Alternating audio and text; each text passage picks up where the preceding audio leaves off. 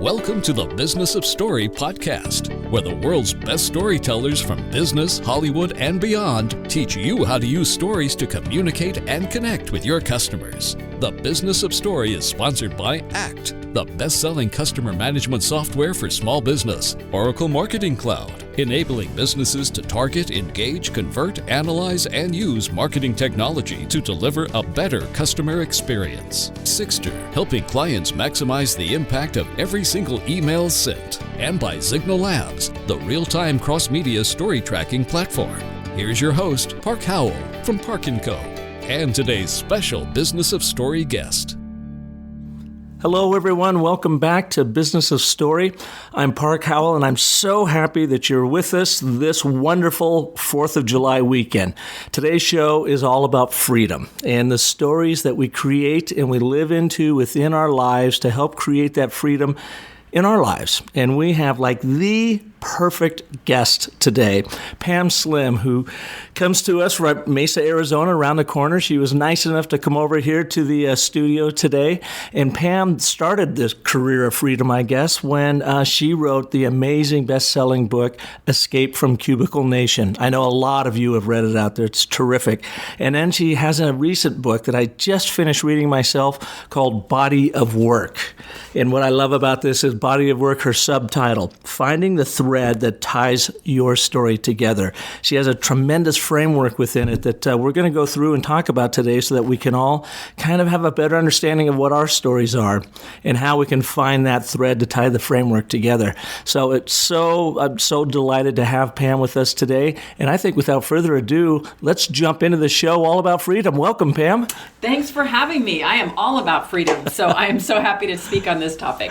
You know, we had a chance encounter. A mutual friend, Michael Margolis, who he and I had spoken together for a year or so, and we've never met. We were online, and he happened to be blowing through town one day a couple months ago, and Michael's been on the show. He's truly a world-traveling, storytelling vagabond that works with major brands around the globe, and he has such an interesting take on story.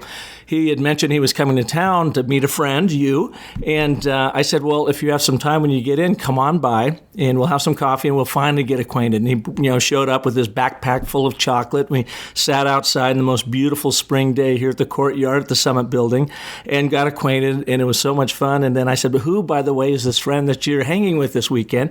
He said, Pam Slim, do you know her? And I go, no, I don't. And he said, well, do you know the book Escape from Cubicle Nation? And I go, I'm aware of it, but I haven't read it. Well, she wrote it, and she's got a new book out, and she'll be picking me up in an hour or two. Anyways, Pam showed up, and it was just like I imagine it is with a lot of people you meet. It's just like this instant connection. She's that kind of person. Big hug out of nowhere, which is always cool from a stranger. A selfie or two, which you never expect from a stranger coming through. Anyways, Pam and I got together. We had lunch a couple weeks after that, got better acquainted. She came back in. We did some work on her personal brand through the Business of Story, our story workshop. And now she's back here today for really two reasons. This wonderful show so that we can share with you her wonderful wisdom about truly finding that professional life that gives you the freedom to do what you want to do. And then selfishly, she's going to help me with my Business of Story, making sure my story's straight. So Pam, it's great, so great to have you here, and such a fast friendship bond that we've created. I imagine after reading Body of Work, you do that a lot with people. It's, I think, in your nature. I do. I think my greatest joy in the world is in connecting with people and building community. And what I found really funny about our connection is once, because we did do a selfie together, once I posted that I was with you, all of a sudden, all kinds of friends who are mutual friends of ours were excited about it. So Greg Head and Kathy Sachs and just so many people that we know in common. And the way I like to think about it in approaching the world of business, which we can think of sometimes in terms of spreadsheets and numbers and business models, is really in terms of creating this wonderful web of amazing people. And when you find that connection with somebody where they share values and have a passion for what they're doing, you feel it immediately. I mean, that's definitely what I felt about you too. So that's really my favorite part of the work that I do. And what do they say, the 6 degrees of separation from Kevin Bacon? I think yours is like a 3-degree separation from 2 degrees separation. Because my Aunt Char, and little plug for her, Charlotte Stewart, she is, some people may know her as Miss Beadle from Little House on the Prairie. Oh, really? For those fans. That's your aunt. That's my aunt. And she also did a movie with Kevin Bacon, which was Tremors. So she just had her memoir come out yesterday, as a matter of fact. So look her up, Charlotte Stewart. So you have 2 degrees separation from Kevin Bacon is what you say. But I think then you probably have like 1 degree separation from everybody else, at least in my world, because again, everyone said, oh, I know Pam. I can't believe you never met Pam before, whatever. So nice to have you here. Now, tell us about your recent book. And just having read it myself, your dad plays a big part in that book. And you use him and his story so wonderfully and elegantly. I almost got the impression that it had not dawned on you until you started writing this book and you saw it play out in your own father's story. Yeah.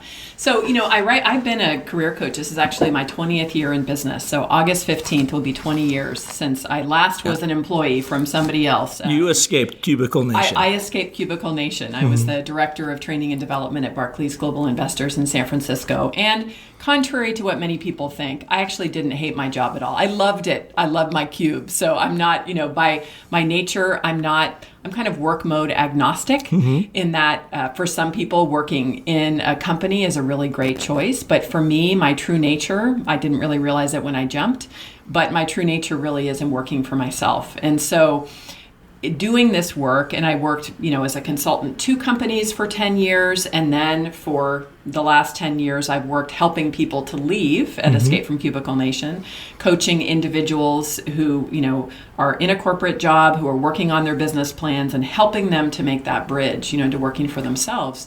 And through the arc of that work, my joy is just in meeting people who are passionate about their work.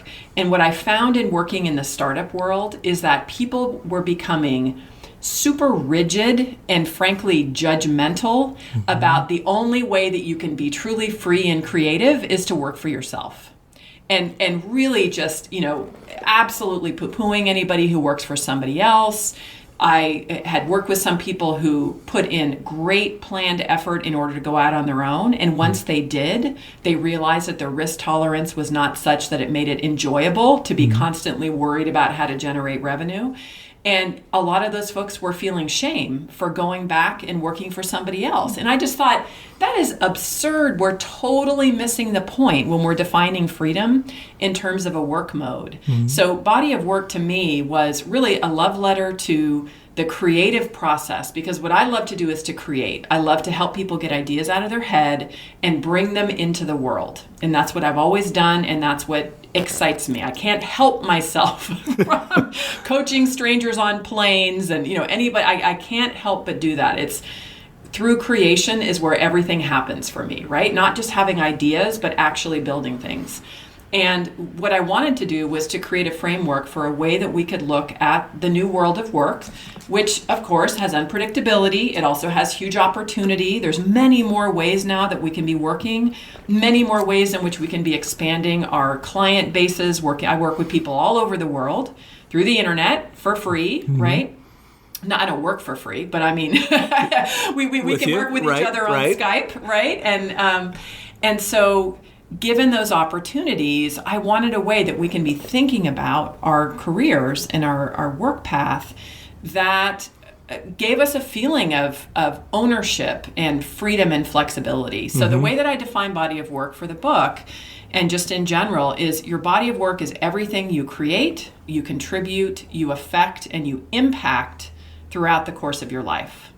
And that includes things like volunteer activities you may do, your hobbies. You mentioned you love to play the piano, you have composition in your background. See, a little musical accompaniment. There you go. You like physical activity and yoga, right? Kind of reading into some of what your threads are. And so everything about what it is that you bring to the world and everything you share, including, very importantly, the way in which you really walk through the world. How do you treat people in line at Starbucks? How are you when you first wake up in the morning with your family and your kids? So you have a very interesting body of work. leading up to all this. In your 20s, you did a lot of searching. You cruised all over the world and did a lot of different things. And I think that obviously plays into your body of work, as it does all of our backstories, always play into our body of work. Tell us a little bit about that particular journey leading up to it, because I find it fascinating. Yeah, well, and my major in college was international service and development with a focus in non-formal education in Latin America. And where'd you go to school? I went to World College West, which actually doesn't exist anymore. It was a tiny little liberal arts college with a global focus in Northern California. So the whole focus of the studies was community development and economic development from a grassroots perspective. So I was actually an exchange student in high school to Switzerland, which totally rocked my world and opened me up to people from all over the world, because Switzerland's a very global place. And then I lived in Mexico my sophomore year of college. I lived in Colombia, in Bogota, for my senior year. And then because I have a passion for martial arts, I was a passionate practitioner of capoeira, an Afro-Brazilian martial art. I lived in Rio de Janeiro, as they say down there, and just really enjoyed my travels there. It really shaped, I think, who I am and my point of view. And I think, ultimately after all those travels, I loved meeting other people, but then I realized that my passion was really in doing positive economic development in my own country. Mm-hmm. And then you went into corporate workforce like so many people, so you did that for a while. And tell us about your transition out of that, because I think that informs a great deal of your book as well. Yeah, I was, as I said, I'm celebrating 20 years coming up. So I was turning 30. I'm going to be 50 this year, which I'm very excited about. And so I was turning 30. I had been a volunteer executive director for this Afro-Brazilian capoeira group in San Francisco. So I really was probably working 100 hours a week for 10 years straight, because I'm a maniac extremist. I admit that. So I would work all day, and then I would run, change clothes, and go and do 5 or 6 classes in a row of teaching capoeira and performances on the weekend and grants and all that. So for me, I actually got pneumonia. I was turning 30, which is kind of a milestone. And we went through a merger at work, and just my amazing management team left to move on to other opportunities. And I just thought, I'm just ready for something different. So when I jumped without thinking in the least bit that I would ever work for myself. It was the biggest shock to me. I was looking for jobs and interviewing, and I ended up just needing to get some work. So I called my former manager, who was then at Hewlett-Packard doing their global worldwide management development curriculum. And I said, hey, can you use some help? I started to work as a contractor, and that's when the light bulb went out in my head. Believe it or not, I had done coursework at UC Berkeley in training and development, and one of our assignments was to write your ideal business plan based on the Dr. Seuss book, If I Ran the Circus. Okay, so that's the By the way, it's extent. my favorite, The Circus McGurkus. Oh, okay. Absolutely. It's my favorite all-time Dr. Seuss. I got it for my birthday, and my life was a circus as a 5-year-old. So, yeah, love it. Right. Yeah. And to me, what better framework to think about your business plan? So, literally, the plan that I wrote, making it up for fun, never thinking I would do it, was a company called Ganas. And Ganas is a Spanish word meaning inner motivation, drive, that exuberance you feel, natural energy. And I had just said I would be, traveling the world. I would work with all kinds of companies. I would totally enjoy what I did. And all of a sudden, when I was working as an independent contractor at HP, I was like, oh my God, I need to get my business license. I'm going to name my company Ganas. And it literally started like that. Like once I got in that work mode of working for myself, I realized that 10 years of being the volunteer executive director for a nonprofit was extremely entrepreneurial. And I never even considered that. Ganas. Ganas. I'll get it there eventually. In your new book, you talk about, and what is the term you use when you are coaching folks, that if you've got a gig, you're in a corporate gig, and you're looking for that freedom, and you have this outside interest, you've got a great term for that. It says, go ahead and start looking at and start nurturing that outside interest. What do you call that? I call it a side hustle. The side hustle, that's it. Yes. I love that. I didn't coin the term. It was actually my friend's teenage daughter who was talking about that term, and I went, that's what it is, right? I'm proud that it's much more popularly used now that I started writing about it many years ago to Escape from Cubicle Nation. But it's the idea, for me, it's a pragmatic thing. First of all, hating your job intensely is not a business plan, okay? Right. So sitting around thinking that you hate what you're doing, feeling like you're trapped, I really empathize with that feeling. But knowing we're talking about freedom to me is where you are clear and conscious, you're taking concrete action toward creating a work life that really matches your natural skills and strengths, where you're doing work that contributes to things that you believe are positive in the world, that you are surrounding yourself by people who uplift you, who make you feel good, who challenge your thinking, who really allow you to create and grow great things.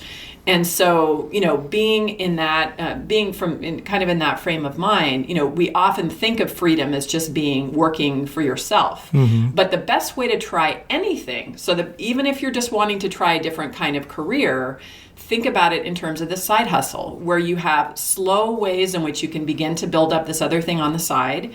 It really is kind of an endurance athlete kind of challenge, because maintaining the energy to give your full-time focus and intention to your job, which I believe is very important. I never, ever recommend to any clients that they just screw around and work on their side hustle during work hours.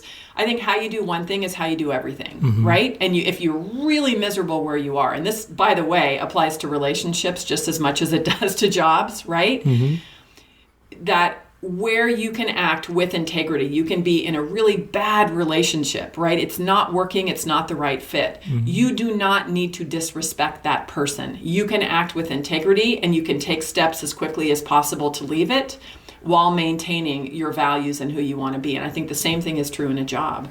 But balancing that of working full time, many people have family lives or other outside activities. That's where you have to be super deliberate about what and how you're working on things. Did you have a side hustle when you were thinking about leaving the corporate gig before you went out? My side hustle was capoeira, so I didn't even realize what it was. But yeah, mine was, and again, it was a totally volunteer endeavor. Mm-hmm. But it was basically working a full-time job. Creating a martial arts organization. We created a youth program called Community Action Project with youth in the San Francisco Bay Area. Mm-hmm. Grew it to 250 youth. So yeah, that was my side hustle. Yeah. I didn't realize it was called that. Yeah.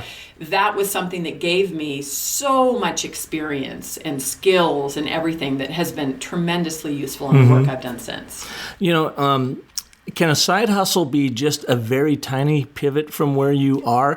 That, I think, is what I experienced. I had an agency, still do, but it's not what it was before, because I've completely changed it, and it's completely changed my life, and I absolutely love the freedom I have now. I work 12, 14, sometimes 16 hours a day, but it doesn't feel like work. It feels like a natural dovetail into what I am truly interested in my pursuits. So you heard me pounding on the piano earlier. I studied music composition and theory in college because I was just really fascinated about how does it work? Why does it work?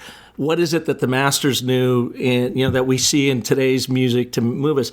Well, I found out in story. So when our son went to film school and I started really studying story, I found my side hustle become letting the agency sort of run itself, which, by the way, doesn't work. You have to actually run your company. I had really good people working for me. I don't think I was a particularly good leader in the last 5 years because I was focused on my side hustle, which was very much related to the advertising world in story. Why does story work? And I saw it so desperately in people's lives that they have important stories. They just aren't being heard, both on a personal and professional level. So my side hustle came with all of my energy to figure out why does story work, just like when I was studying music composition theory. So went to Hollywood screenwriting courses, you name it. I've been talking now to story artists around the world, and I finally made that pivot, pulled the ripcord, if you will, away from being that traditional digital ad agency and focusing full time on my side hustle, which is no longer a side hustle because I teach it at ASU. I get to meet wonderful people like you, have you on the podcast, and it's a lot of work, but I find it doesn't take the energy, as much energy as it does if you're in a position that isn't quite right for you. You know what I mean? It's like having that tennis shoe on, playing tennis, that's just a half a size too small. Feels good when you first hit the court, but then it starts hurting after a while. And you get the right shoe on, it becomes effortless. And that, to me, side hustle doesn't have to be completely far afield from what you're doing. It can be just a little bit of that pivot to get you dialed in. It's so true. It's so funny you use the shoe metaphor, because I used it in Escape from Cubicle Nation more from the Cinderella metaphor of one of the things that actually stops people from making that shift, and you might have experienced this in your head or in conversation with other people who you respect, is people, probably many of them would say, are you crazy? Like, why would you do that? You've spent 20 years building this amazing reputation. Just write it out. Like, what's the big deal? I heard that all the time. Right? And these are well-intentioned people. Yeah. I mean, I hear this a lot from people's parents. And I always think they are giving the advice that they believe is going to keep people safe and happy according to their recommendation. But it really is like shoving your foot into a shoe that's 2 sizes too small. And what happens in Cinderella, right, is you have to cut off the foot, in the Grizzly version, not the sanitized Disney version. But that's what happens, right? You kind of try to cut off your foot to fit it in, and it doesn't work. I think that's the part. That's, again, kind of another reason for writing body of work is, and thinking about, to me, how it relates to ganas, about this natural flow of energy and motivation. Whenever people say things like, God, I'm just lazy, or I just can't get motivated, I believe those are symptoms of a bigger problem. I believe we all have some natural motivation. We have different rhythms. We have different visions for ourselves. We have different definitions of success. So not everybody wants to have this super heavy, busy life where you're making multiple, millions of dollars. Some people truly, in the right kind of combination of work, just want to have enough work to really have a happy life with their family, right? Everybody has different visions of that. But there are some natural principles at work where, when you are doing work that is connected to your roots, that's connected to things that you believe in, where, the things that naturally light you up, when you get excited when you think about it, when you finish working with somebody on one of your endeavors, and you just feel like, not only was that a blast to work with this person who was so fun, and the work that they're doing is going to change the world for the better. One of my dear friends, his name is Greg Hartle, this amazing guy who's just founded many businesses, and then he spent 3.5 years volunteering. He called it a $10 and a laptop project. He traveled the States asking who needed help to get work, and he started the project with just $10 and his laptop. He gave away all his worldly possessions, and he just helped people do what they needed to do to get back on their feet, people who've been laid off, people who wanted to start a business. And in the process of doing that, he wanted to experiment with ways to earn money so he could sustain himself as he was doing this. He ended up earning $10 million along the way, because he's Greg Hartle and he's amazing, right? But one of the things that he says is, what is the kind of world that you want to live in? And what are you building to contribute to that world? And to me, it gets to the heart of what I believe in terms of what it is that you're creating. When you believe in that which you're creating, when you feel like the impact of the work that you're doing, it may be hard. Like, our work is hard. Boy, I've been a coach for 20 years. It is hard every day. Like, I challenge myself every day to make sure that I'm helping people in the way that's going to be the best and the most empowering for them.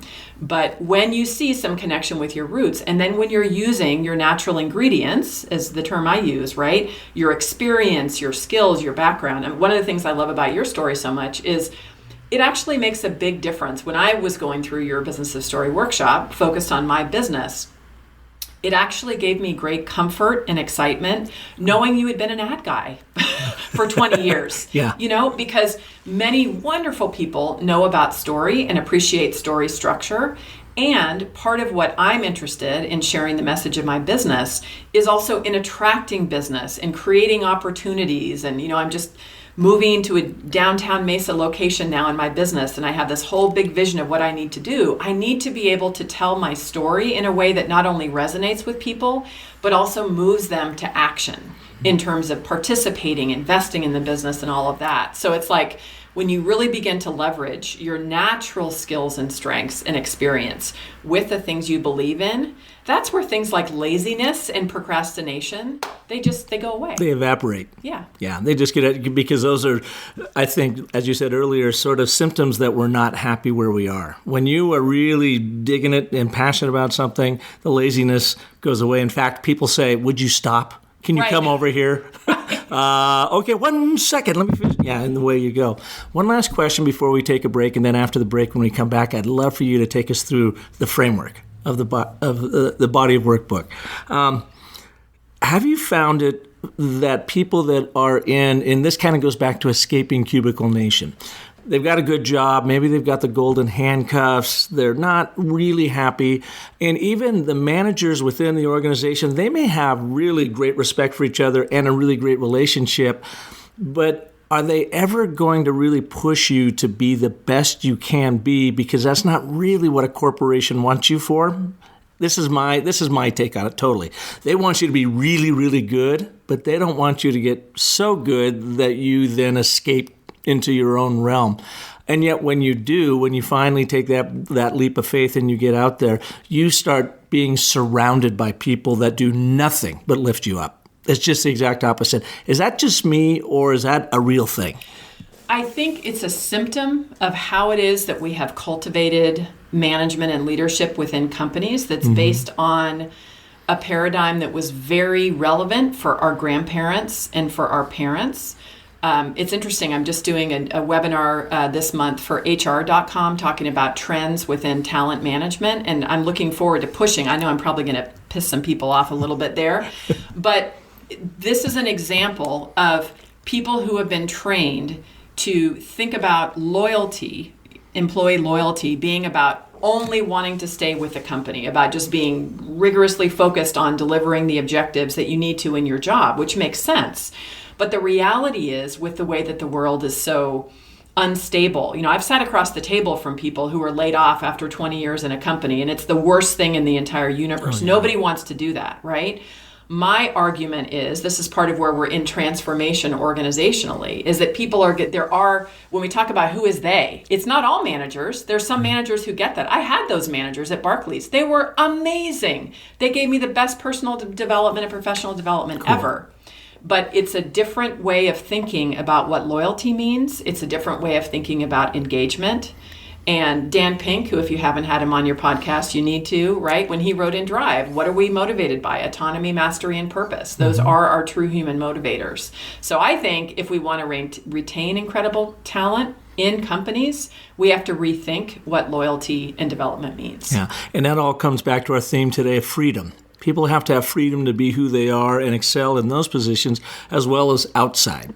But let's take a break so that some of our wonderful sponsors can share their stories with us. And when we come back, I really want to dive into the freedom that I believe people can get out of body of work and talk a little bit about this framework, because what really struck me about your book was that this is not something that is hard, that you have to go and make up in your life. It's already in your life, and you're already really good at a number of things, and we maybe just don't take long enough to really appreciate that, or we're so close to it, we don't appreciate it. And it takes somebody like you, an outside person looking in, or a book like this, to say, hey, just start weaving these things together, and you truly will find that thread that ties your complete story together. So let's cover that right after these messages. Hey, if you like what you're hearing here on Business of Story, then you are going to love Definitive, the email from Convince and Convert that many marketers say is the most useful resource around. Each day, the team at Convince and Convert picks a topic and sends you the 3 best resources ever created about that topic. It's topical, it's timely, it's useful, so go to definitivedigest.com and subscribe for free right now. Hey, I've got a question for you. What's the best call to action button color on your website? Yeah, you probably didn't see that one coming, did you? Well, what's the best shape and sizes of your CTA buttons? And what copy gets more clicks? These questions have interrupted my sleep patterns for weeks now, until I downloaded a helpful new email marketing guide from Emma called Why We Click: The Psychology Behind a Great Call to Action. You'll learn how applying just a little bit of brain science can transform your CTA buttons into small but mighty conversion powerhouses. It covers the button color, copy, and placement that helps skyrocket click rates. Check it out at myemma.com/click. You know, Emma helps marketers everywhere send smart, stylish email newsletters, promotions, and automated campaigns, and to help us all rest a little easier knowing our email marketing is doing its job. So check out their new publication at myemma.com/click. Welcome back to Business of Story and our wonderful guest today talking all about freedom, Pam Slim. Pam wrote Escape Cubicle Nation, and she has a new terrific book out, Body of Work, Finding the Thread That Ties Your Story Together. I was on a flight to Chicago a couple weeks ago. I did a 2-day workshop, Business of Story workshop with the American Marketing Association.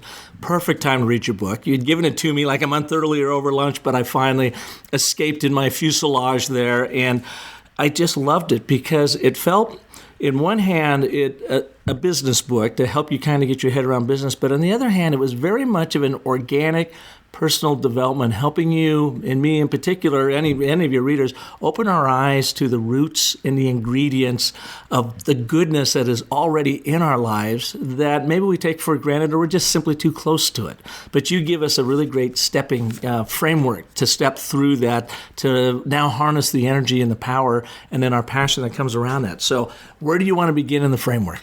Yeah, well, let's start from the beginning. So I like to think about it for folks who are listening, as I was mentioning before the break, that really the way you can, an easier way that you can think about your body of work is to imagine, hopefully many, many decades in the future, the last day of your life when you are looking back on your life and you see, what have you built? What did you create? What is the intellectual property that you created? Who did you impact? Who did you influence? What kind of a neighbor, parent were you, right? Just really looking at that big picture of who you are. And one of the things that I love that is very free about the framework of body of work is, as my favorite fashionista, Stacey London says, it doesn't have to be matchy-matchy. It just has to go, right? When you think about clothes. So people often freak out thinking, I have to have this linear path where every step makes sense, where one position leads to the next, to the next. We're really blowing that up, saying you are going to be creating many different things in your life, but your job is to be telling a coherent story about it based on the opportunity you're looking for. So the first place to think about it for yourself, and by the way, we'll have a link to a free PDF that I have that has all the exercises in the book, if anybody is motivated to spend your weekend going through all the exercises.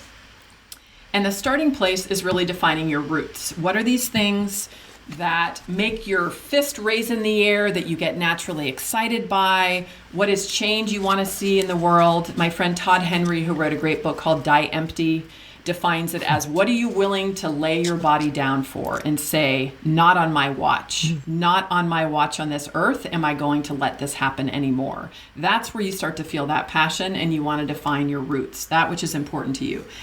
It's important that it's plural because you don't have one core purpose. You can have many things. So does this count as roots?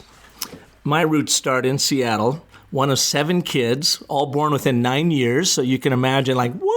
I mean, to really get your fair share, you had to tell a pretty good story. You had to hang with a very boisterous crowd. A lot of fun. So have that going. Very adventurous mom and dad. They had us out in the world all the time, fishing and camping. I mean, we were always outdoors. Came up, so that kind of fashioned my roots. My father was Depression era father. So, he built a wonderful life for all of us. He showed up in Seattle as an engineer with $15 in his pocket, a civil engineer, and then built a very incredible heavy construction company. And so, but we were all taught that hard work, honesty, forthrightness, just everything. Then I followed my roots of my interest in music, the music composition theory that we talked about, went in advertising marketing because I just loved this combination of art and commerce and how does that make the world work, to where I am today with this power of story and the business of storytelling. So when I read your book, I never thought about it that way, but those essentially are the roots that led to my side hustle, that led to where I am and what I'm doing today. Is that about right? Is that accurate? It's true. What I actually see is it's part is related to your roots, which are those things for you. You think about the 7 kids in your family. I bet each of you is quite different, that you might have some different interests, right? For each of you, each of us as individuals are motivated by some different things. So those can be the natural roots and passions that you have. Your ingredients, that includes your skills that you've developed, your experiences, how it is that you were raised, all of those things become part of this unique sorting criteria you can use to decide what it is that you want to create. So I think it's kind of that combination of things. You know, I talk about in the book a lot, one of the things that's influenced me so much with my dad's a photographer, lifetime, photographer, has been doing it over 50 years. He's still working as a freelancer at the age of 81. And he's always been somebody who's passionate about the environment and about community development. And he's just always done it. He's a very quiet person. He's very introverted, but he just always has picked up trash, been passionate about recycling, been somebody where he sees an opportunity in whatever town he lives in and he wants to make it a better place. So these are things that start to influence us. So the first couple steps in the framework does involve a lot of introspection, right? Where have I come from? Who am I? What has shaped me? And I actually include your scars. Like, not all of our experiences are wonderful at all. Some people have lived through excruciating, horrible situations in their life.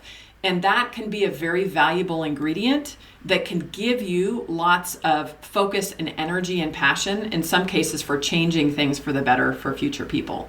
So those are really kind of the first steps that you want to take inventory of. And then you want to think about work mode. So everything, let's just, for the framework for the mindset of people listening, imagine we're talking about the next 12 months, okay? This is the business coach in me. Gotcha. We can't imagine more than the next 12 months, maybe 5 years from now, but really in the next 12 months, what is it that you want to create? What are you feeling drawn to create? So before you ended up dissolving the structure of your ad agency and moving into full-time business of story, right? You begin to realize, you know what? I need to build this curriculum. I need to be designing the workshop structure. I need to have a keynote that I can begin to get out there and, talk about with people. And you might decide, you may be working for yourself and you're tired of hustling, and you say, you know what, my work mode coming up, just the way in which you earn your money, could be going back and working as an employee for somebody. Maybe you've been an employee for a long time. You say, you know what, this is it, man. I am ready to work for myself. I feel it, I've been planning it, and I really want to work as a freelancer or a contractor or something like that, right? Maybe you want to work for the government or for a nonprofit, but you want to be thinking about, what is that work mode that you're going for? Because based on what that is, you're going to need to be working on some different things in your story, right? Somebody who's hiring you as an employee, you might want to be sharing certain things versus somebody who might hire you as a consultant or something like that, right, in your business. Now, the work mode, is this the same thing as Michael Hyatt talks about as the platform? Because that actually has been helpful for me, and I don't know if you're familiar with that. Michael Hyatt was just on the show, and he's written a book about platform. And I used that for Business of Story. It was a really good kind of aha moment for me to go out of what now kind of looks like an old-fashioned way of running a company, the way I was running the ad agency, because things have changed so much, but to have this platform to work from. And, of course, Business of Story is my platform now to teach and coach and consult from. Is that the same type of thing that you're talking about in a work mode, or different? It's more about being conscious about in what is the way in which you really want to be earning your income moving forward. Okay. So it literally can be the structure of being an employee of somebody else, being a founding partner of an investment group that works with others, being a member of what I call an unofficial confederation. So when I was a consultant for 10 years, there were about 20 of us that had different specialty areas within the overall field of human resources. Yeah. And we would come together naturally, organically around certain projects. So it's more about being conscious about the means of receiving income, because that's going to give you a certain direction about where you want to move your career. So that's more what I mean about that. Okay. And I think platform, when I start to talk about story, is more where we're aligned. I mean, we all work for ourselves, right? That's the funny thing. Everybody's self-employed, right? I mean, you may get a paycheck from somebody. But you're self-employed. Yeah. Yeah. That's a really good, I never thought about it that way, but you're right. That's the reality. Yeah. Okay, so then the next step, so when you decide, all right, next 12 months or maybe next 24 months, I'm ready to do it. I'm going to launch my venture, okay? Then you need to get very clear and deliberate about what you are creating. What is that thing that you need to create? So for some people, it is a platform, a website telling your story, beginning to get visibility out there so people know who you are and what you offer. But then in the context of business, it's also your core offers, right? What's your product? What's your service? Who is your market? Like really, what are you creating? For many people, it's a book. So I know many, many people who want to write books. Having written 2, and getting into my 3rd, like it's quite an endeavor, but it's something that's on a lot of people's list. It could be that you have a project in mind. I was just mentioning that I have this new big project I'm excited about creating a big collaborative workspace as an incubator for entrepreneurs in my hometown. In Mesa. In my hometown of downtown Mesa, right? Do your neighbors have any idea how lucky they are to have you right there? I fear for them. I'm like, how can I come in and not freak them all out to where they're going to shun me? Because I'm so excited. I already have ideas for how they can grow their businesses. It's awesome. So that's really what's important to define. And I want to reinforce this for anybody who's been sitting back, thinking about things for a long time. The enemy of forward motion and actually reaching your goals is vagueness.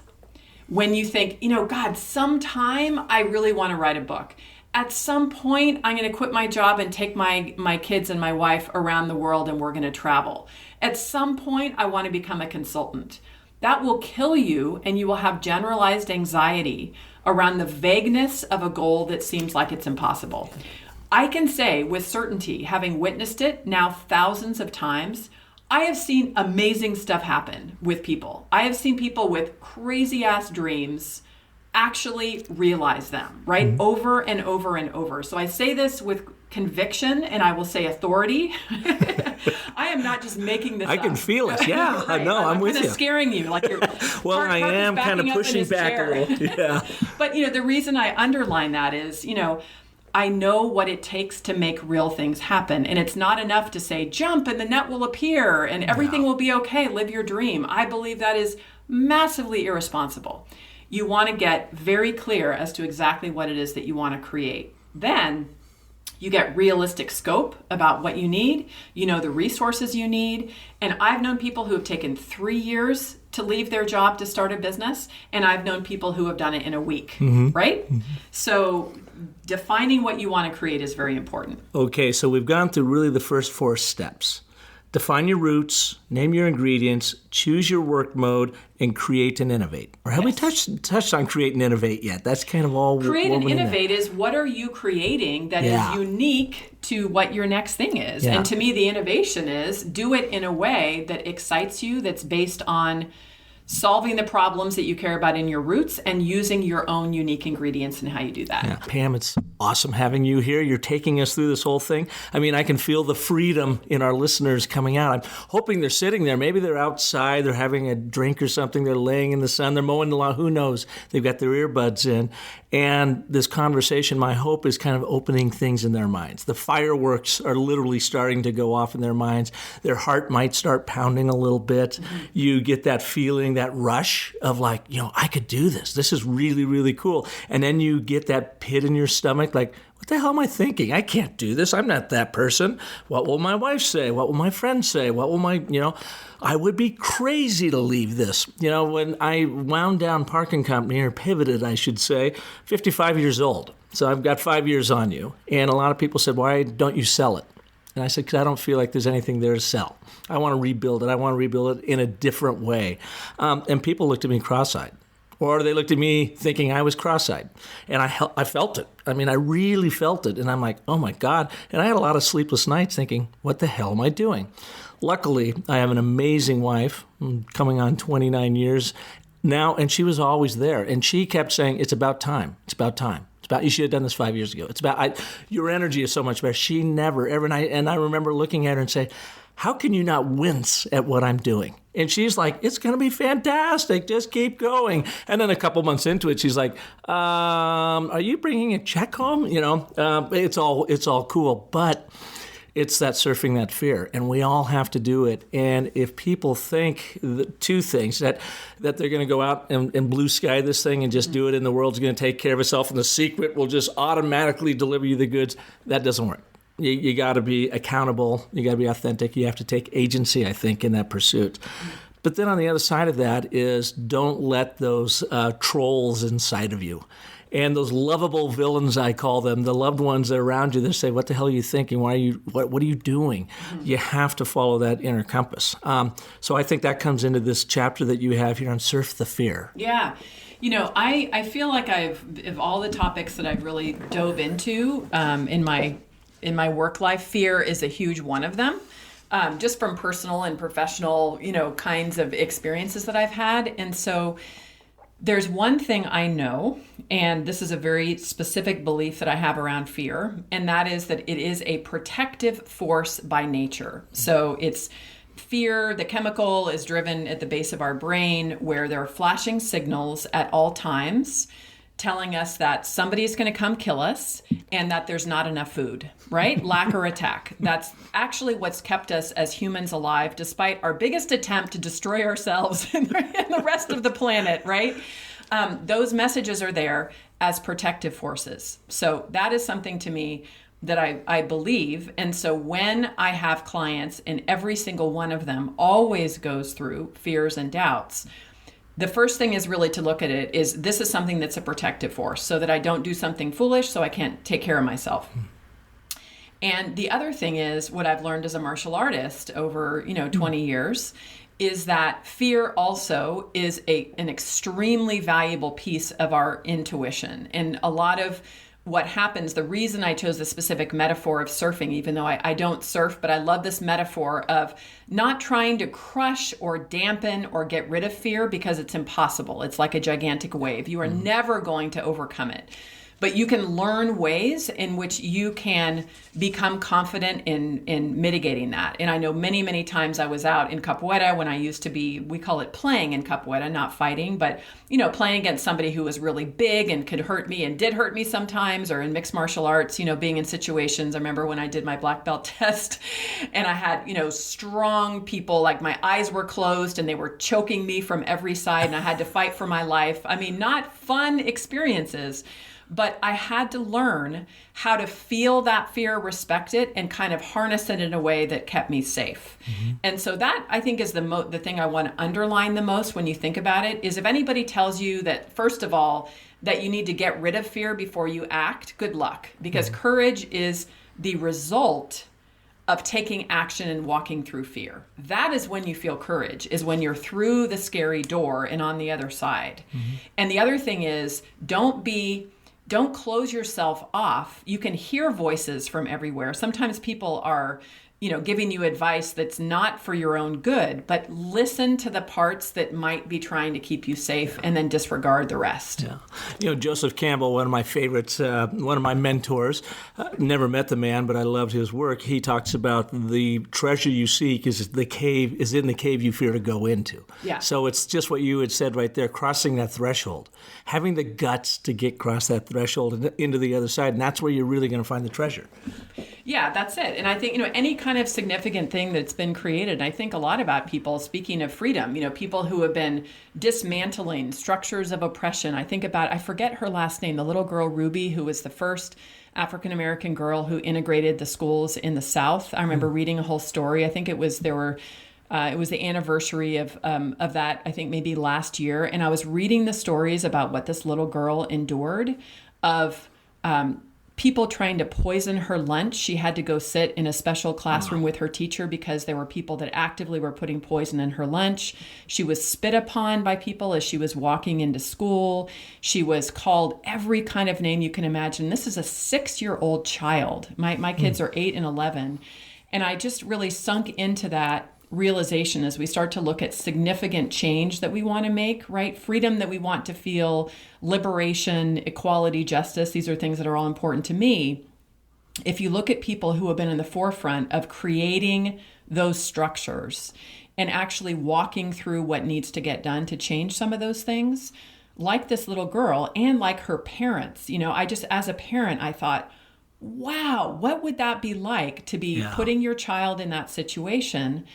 And at the same time, if it wasn't her, who else would it be, right? There's always the people that are kind of out there doing courageous things. All of our folks in the military. I have a lot of friends that are in the military that tell stories about what they're doing. So it's just, I like to really keep that context and keeping it real, as the youth says, right? Where really, when you start to talk about creating significant things, and depending upon what's important to every single one of your listeners, right, that's going to look totally different. Yeah. But for some people that really want to change structures, change the face of corporate America, change the culture and the way things are done, let me tell you, there's going to be some fear, dark side of the force energy, people who are resisting with every fiber of their being. Yeah. So you better get used to it and start to get comfortable. We love status quo. Yes. And we will fight for status quo to the ends of our days. Yes. Yeah.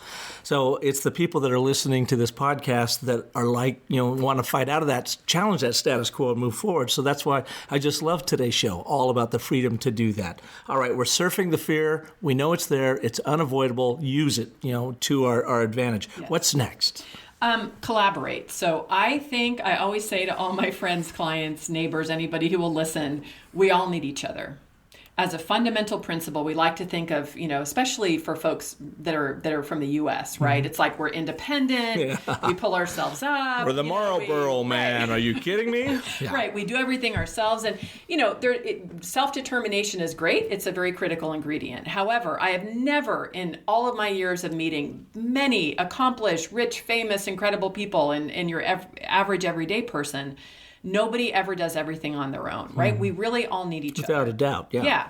And so especially when you're trying to do cool, interesting things, we really need to be very deliberate about how it is that we're creating an amazing circle. I call them your peer mentors. There's actually 3 circles. So we have peer mentors. That's why I'm so excited to have met you, because I'm like, yes, fellow traveler.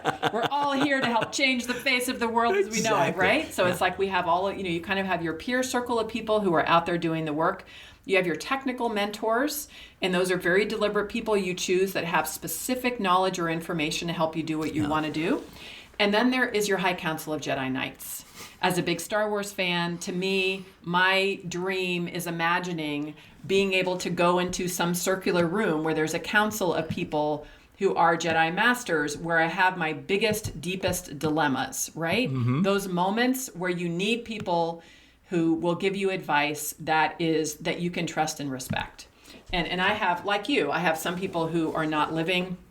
I have other people who started out on my High Council as just people I admire. Dan Pink is one of them. And I always embarrass him probably by telling this story. But when I was working on Body of Work, I was in DC. And so I asked him if I could come see him. And we had kind of known each other through the interwebs a little bit, been in a couple webinars or something. But he invited me over to his house. So I was sitting in his garage office, which was, having a heart attack as a fangirl because I was with Dan Pink, right? And then we went into his kitchen, and he writes a lot about his kitchen table, and that's kind of the center of, where everything good happens in his life. And we're talking about the book, and I was trying to come up with a title and the subtitle, and his wife Jessica was making soup right there in the kitchen. So we're going back and forth, and he kept saying, he's like, anything I do that's of significance, Jessica is such an important part of that. She is my most trusted advisor. I always ask her input, and that's why he brought me into the kitchen. And I just started to watch this interaction, right, between him and his wife with deep love and respect. So much just, independence, and just, it was such a beautiful representation to me of like a strong, healthy marriage. And then his kids came home from school. So they came in and he stopped what we were doing and he put attention there, and in my head I was going, okay, Dan Pink, you just went from technical mentor to High Council of Jedi Knight. Because for me, the way that I define that, and this is where, when you're thinking about people, when you have those moments where you have to make the big decisions that feel very scary, you want to know that the people who are giving you that advice are in the highest alignment in terms of values, that they live their values. They don't just write books about it, but actually in their everyday life, that's the way they conduct themselves. So defining those circles, thinking about who you need to go along the journey is a critical part of creating your body of work. And as you said, it brings you great joy because there are awesome people everywhere that are dying to help you and collaborate. Yeah. And what I think is so interesting about your framework is it does really follow a story, a universal story structure. And in fact, I wrote a post a week or two ago comparing the framework to the story cycle, the process, the 10 steps I use. Step number 6 is exactly what you talk about. I call it enter the mentor. And we never ever achieve anything of significance by ourselves. Never. We always have somebody or somebodies there that help us through. In the branding marketing world, I really try to get the leadership and the brands to envision themselves as the mentor or the guide to their customers. That's where the real juice is. It's so funny, our ego takes over, and brands put themselves in the hero's journey at the center of the story, when the actuality of it, is that a word? It is now. Okay, thank you. The reality of it is the strongest part of any story is the mentor role. Is without the mentor, our protagonist, our hero, never gets what they want. So it's funny that people would sort of shy away from that, and yet in your framework, it's like one of the most important things of everything you've got going for you. I think it's fundamental to human story is the idea of mentorship. My husband's Navajo, and so I'm so used to in his culture, you have that very clear idea. Elders are always there at different stages and different rituals and passages to help people through. So I think we just forget that and need to come back to it. All right. What's the next step in the framework? So the next step is in creating your own definition of success. I can't underline the importance of this more. And this is actually, it seems like it would be easy. You know, I want to make $1 million and be on Oprah. Like, of course, everybody does. The reality is everybody's definition of success is very different. And the way I want you to think about it is what actually makes you feel happy and accomplished. Not what sounds good, right? For some people, making $100 million, making $1 billion is totally part of their DNA and what they're meant to do, and they're excited by it. Other people could do it, but they would be totally miserable accomplishing that. And so my definition of success for myself is pretty simple. It is to enjoy my life while I am living it. Every day. That's the basic definition. And so wrapped up in that means that I make very deliberate choices about what I do, how I spend my time, making sure that I have time for my family, making sure I have time for my health. I don't do things that I don't enjoy. And that kind of solves that problem, right? It doesn't mean that I'm, when I'm in the middle of doing a project that's difficult, like it can be tough and I can have a hard day. But fundamentally, I know why I'm doing it and enjoying it. So, and you showed that last week on Facebook when you were down in Mexico working with some thought leaders and business leaders, some women down there. Yeah. It looked like a vacation. Yes. But you worked really, really hard. We were talking about that. Yet you did it in an amazing locale, be able to bring your son and husband with you. So it was kind of a vacation in some respects, but it was a work deal. I mean, that's cool. That's really cool. It is cool. And that's the fun part when you can create what you want, right? It's like, what would be the best place in the world in order to bring an amazing group of women to have a transformational experience? Oh, well, let me go to like the perfect spot in the Mayan Riviera. Why the hell not? That's the freedom you have when you make your own stuff up. Why the hell not? That's the title of your next book. Why the hell not by Pam Slim. I love it. Okay, finally, and comes down to step number 8. Drum roll. I wrote it for you because it's about story. It's about creating. I didn't even know you. I know write it. Just for it's you. The universe. Yes. Okay, so here's the part that is actually really important to underline. And actually, it weaves together, not surprising, much of what we've talked about so far. Because when many people are looking to tell the story of their work life or their career, first of all, most people want to wrap it up including every single ingredient that you have in your cupboard, right? So I have to talk about when I lived in Latin America, and then I must talk about my martial arts experience, and I have to talk about I work with senior executives. And first of all, no, you don't. Please don't, because it will be like adding every single spice into a stew. Absolutely. That will be horrible. Yeah. Your story is always relative to what is that opportunity that you're looking at next. Okay? So if you have decided that what you want to create next is an amazing opportunity for you in an organization, you're going to need to think about who is the audience for that story. What are they trying to accomplish? What's important to them? What do they want to get done? And then you go through your cabinet of ingredients and stories and you think, what is the very best way in which I can begin to tell that story to that person?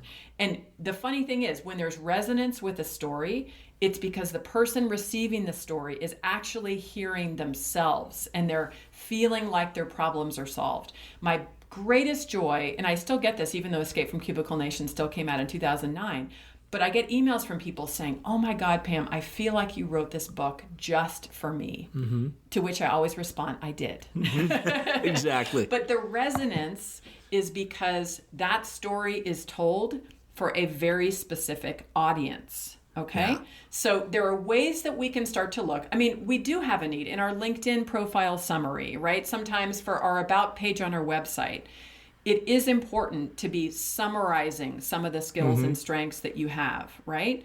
And that's where your work can be very helpful, right? Where you're kind of helping people to pull out the ingredients, think about, what's their archetype and what's the best way to tell the story. You can summarize it in a way that makes sense. It is your job to have it make sense for your audience. Yeah. And very often people will say, God, I'm just so frustrated because I keep sending all my resumes out, and I have the fact that I owned a restaurant and then I worked in, a ski resort and then I was, working as a project manager for a while. And can't people see how amazing I am? Like, what's wrong with them? Yeah. To which, of course, I have to say, dude, right? Like, it is your job to make sense for people. You are the one that's responsible for how you're telling a story. And it's going to become a practice that actually is very repeatable, where every time, you may be a speaker and you may be speaking in front of different audiences, and you need to always make sure that the story you're telling is one that's going to be very deep and relevant for that audience. Mm-hmm. How are you using your own ingredients and your roots to solve the problem that audience cares about? And the biggest form of respect that you can have for an audience is telling a story based on the research you have done, right? Yeah. Our mutual friend Nancy Duarte talks a lot about that in Resonate, right? You have to really spend time understanding the needs of your audience. And then, I find it's like, once you make that connection, you get the job, you get the client. Then the fun part is you get to know people, is you tell all the rando parts of your background where they're like, I had no idea you played piano. What? Yeah. You did that? You were in the Army? Oh my God, that's so cool. Tell me more. Yeah. But we can't get all that at the same time. Yeah. So to wrap up, what's your story now? You've got these two amazing books behind you. You've got the body of work. You've got this frame set up, and you are really amazing at creating ecosystems around people that are trying to do something and helping them get straight with that. Yeah. Tell us, what's your story? What's the next chapter? So, the next chapter to my story is I am massively passionate about the small business ecosystem. It is a huge segment of our national economy and of the global economy. Every single indicator out there says that small business is the area in which growth and innovation is going to happen. And yet it's also one of the most fragmented areas, right? Mm-hmm. People don't necessarily talk to each other. People don't really know how to reach the market. And so one of my big superpowers is first in identifying who are all the different players within ecosystems, and then building community, joining people together. My favorite thing to do in the world is to bring unlikely allies together, right? People who never would consciously cross paths with each other, that when they begin to recognize they have shared purpose, that they begin to see a connection. And to me, I feel like that's really this next chapter, and it could be 10 years, it could be 20 years, because it's kind of a big thing.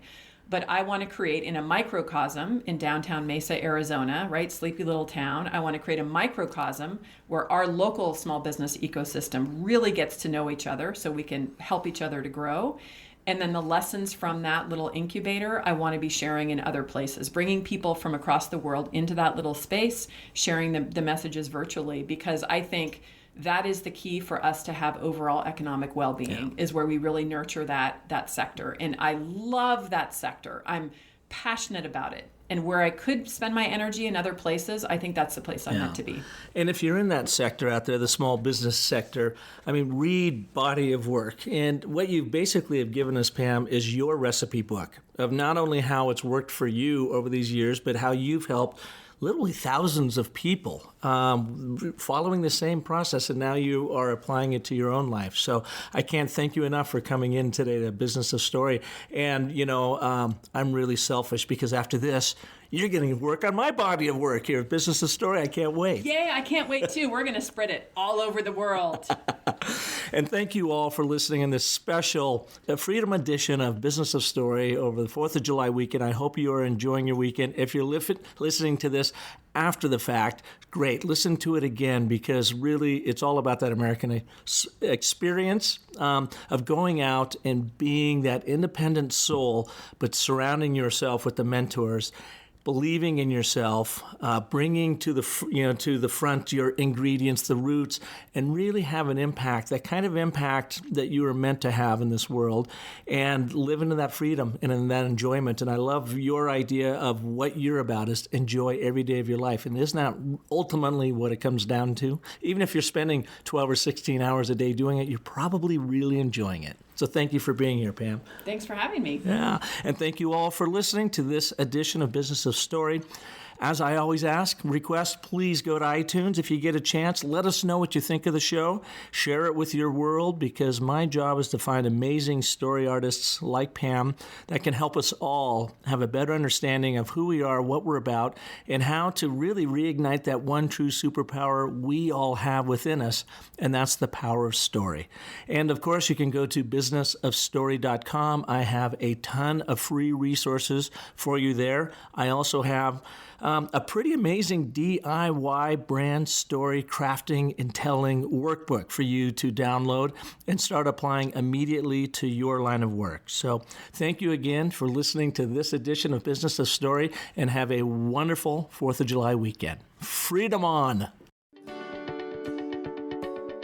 Thanks for tuning in to The Business of Story. Don't forget there are terrific free storytelling resources for you at thebusinessofstory.com, where you'll also find the complete show archive. The Business of Story is sponsored by Oracle Marketing Cloud, Park & Co., Sixter, Zignal Labs, and ACT, and is produced by Convince and Convert Media. Find more great shows like The Business of Story at marketingpodcasts.com, the first search engine for marketing podcasts. Podcast imaging by AudioBag.com.